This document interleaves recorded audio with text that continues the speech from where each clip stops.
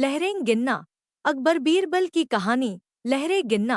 Akbar Birbal story. एक दिन अकबर बादशाह के दरबार में एक व्यक्ति नौकरी मांगने के लिए अर्जी लेकर आया। उससे कुछ देर बातचीत करने के बाद बादशाह ने उसे चुंगी अधिकारी बना दिया। बीरबल, जो पास ही बैठा था, यह सब देख रहा था। उस आदमी के जाने के बाद वह बोला, यह आदमी जरूरत से ज्यादा चालाक जान पड़ता है, बेईमानी किए बिना नहीं रहेगा। थोड़े ही समय के बाद अकबर बादशाह के पास उस आदमी की शिकायतें आने लगी कि वह प्रजा को काफी परेशान करता है तथा रिश्वत लेता है। अकबर बादशाह ने उस आदमी का तबादला एक ऐसी जगह करने की सोची जहां उसे किसी भी प्रकार की बेईमानी का मौका न मिले। उन्होंने उसे घुड़साल का मुंशी मुकर्रर कर दिया। उसका काम था घोड़ों की लीद उठवाना।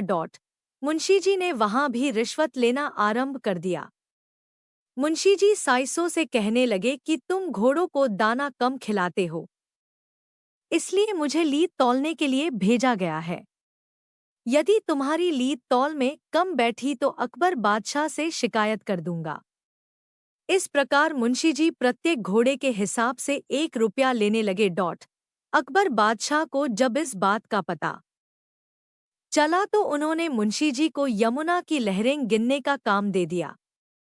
वहां कोई रिश्वत व बेईमानी का मौका ही नहीं था।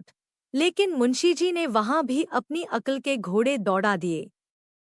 उन्होंने नावों को रोकना आरंभ कर दिया कि नाव रोको, हम लहरें गिन रहे हैं।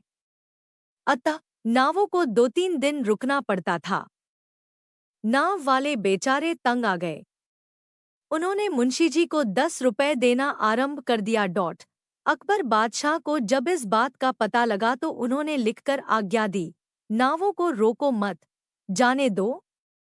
उस मुंशी ने उस लिखित में थोड़ा सुधार कर टंगवा दिया, नावों को रोको मत, जाने दो, और वसूली करने लगे।